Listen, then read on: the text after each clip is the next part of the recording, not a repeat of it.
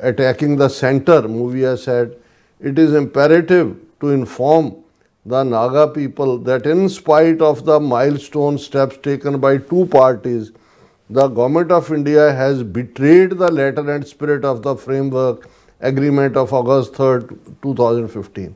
Betrayed. Already ਉਹਨਾਂ ਨੂੰ realize ਹੋ ਗਿਆ ਔਰ ਕਿਉਂਕਿ ਬੰਗਲਾਦੇਸ਼ ਤਬਦੀਲੀ ਹੋਈ ਹੈ ਔਰ ਉਹ ਸਮਝਦੇ ਨੇ ਕਿ ਹੁਣ ਉਹਨਾਂ ਦਾ ਮੌਕਾ ਹੈ ਔਰ ਉਹਨਾਂ ਨੇ ਕਿਹਾ ਵੀ ਇਹ ਬਿਟਰੇਲ ਕੀਤੀ ਹੈ ਉਹਨਾਂ ਨੇ by refusing to recognize and acknowledge Nagalam national flag and national constitution. ਇਹ betrayal ਅਸੀਂ tolerate ਨਹੀਂ ਕਰਾਂਗੇ ਔਰ ਉਹਨਾਂ ਨੇ ਕਿਹਾ ਵੀ ਗਵਰਨਮੈਂਟ ਆਫ ਇੰਡੀਆ ਨੇ ਜੇ ਲੈਟਰ ਐਂਡ ਸਪਿਰਿਟ ਇਹਦੀ ਇੰਪਲੀਮੈਂਟ ਨਾ ਕੀਤੀ ਤਾਂ ਅਸੀਂ ਅਗੇਨ ਆਪਣੇ ਉਸ ਰਸਤੇ ਤੇ ਜਾਵਾਂਗੇ.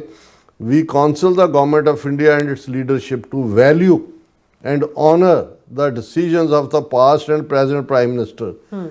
ਔਰ ਉਹਨਾਂ ਨੇ ਕਿਹਾ ਕਿ ਵੀ ਇਹ ਜਿਹੜਾ ਅਸੀਂ ਬਿਲਕੁਲ ਟੋਲਰੇਟ ਨਹੀਂ ਕਰਾਂਗੇ ਔਰ ਇਹਦੇ ਨਾਲ ਸਾਡਾ ਕੋਈ ਸਮਝੌਤਾ ਨਹੀਂ ਹੋਏਗਾ. ਸੋ ਅਸੀਂ ਸਮਝਦੇ ਹਾਂ ਵੀ Nagaland free Nagaland the movement back on track ਚੜ ਗਈ ਹੈ. ਇਹ ਹੁੰਦਾ ਹੈ ਬਹੁਤ ਵਾਰੀ ਇਹ ਜਿਹੜੇ ਵੱਡੇ ਸਾਮਰਾਜ ਹੁੰਦੇ ਨੇ ਜਿਵੇਂ ਮੁਗਲ ਐਮਪਾਇਰ ਸੀ ਜਾਂ ਆਟੋਮੈਨ ਐਮਪਾਇਰ ਸੀ ਜਾਂ ਰੋਮਨ ਐਮਪਾਇਰ ਜਾਂ ਬ੍ਰਿਟਿਸ਼ ਐਮਪਾਇਰ, ਉਹਦੇ 'ਚ ਇਹ ਨਹੀਂ ਹੁੰਦਾ ਜੀ ਕੋਈ ਰਿਬੈਲੀਅਨ ਹੋਇਆ ਤੇ ਜੀ ਉਹ ਸਾਰਾ ਐਮਪਾਇਰ ਬਦਲ ਗਿਆ. ਉਹ ਟੁੱਟਦੇ ਨੇ. ਉਹਦਾ ਪਹਿਲਾਂ ਇੱਕ ਹਿੱਸਾ ਚੈਲੰਜ ਕਰਦਾ ਦੂਜਾ. ਔਰ ਇਸ ਵੇਲੇ ਜਿਹੜਾ ਚੈਲੰਜ ਬੰਗਲਾਦੇਸ਼ ਰਾਹੀਂ ਆਇਆ, ਉਸ ਤੋਂ ਪਹਿਲਾਂ ਸ੍ਰੀਲੰਕਾ 'ਚ ਅਸੀਂ ਤਬਦੀਲੀ ਦੇਖਦੇ ਹਾਂ, ਨੇਪਾਲ ਜਿਹੜਾ ਟੋਟਲੀ ਦੂਸਰੇ ਪਾਸੇ ਗਿਆ ਔਰ ਉਹਦਾ ਹੀ ਨਤੀਜਾ ਹੈ ਵੀ ਅੱਜ ਜਿਹੜੀ ਹੈ ਮੂਵਮੈਂਟ ਔਰ ਈਵਨ ਕਸ਼ਮੀਰ ਦੇ ਮੁੱਦੇ ਤੇ ਭਾਵੇਂ ਇੰਡੀਆ ਇਹ ਸਮਝਦਾ ਸੀ ਕਿ ਜੀ ਅਸੀਂ ਯੂਨੀਅਨ ਟੈਰੀਟਰੀ ਬਣਾ ਦਿੱਤਾ ਜੰਮੂ ਕਸ਼ਮੀਰ ਨੂੰ, ਬਾਕੀ ਜਿਹੜਾ ਅਸੀਂ ਐਨ ਜਿਹੜਾ ਹਜ਼ਮ ਕਰ ਲਿਆ.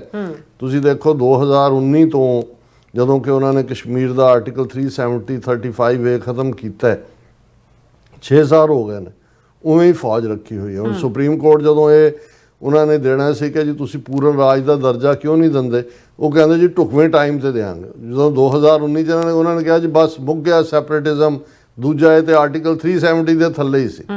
ਹਾਲਾਤ ਇਸ ਲੈਵਲ ਦੇ ਉੱਤੇ ਅੱਜ ਖੜੇ ਨੇ ਜੰਮੂ ਕਸ਼ਮੀਰ ਦੇ ਵਿੱਚ ਕਿ ਇੰਟਰਨੈਸ਼ਨਲ ਜਿਹੜਾ ਹੈ ਉਹ ਇਸ਼ੂ ਦੁਬਾਰਾ ਬਣਿਆ.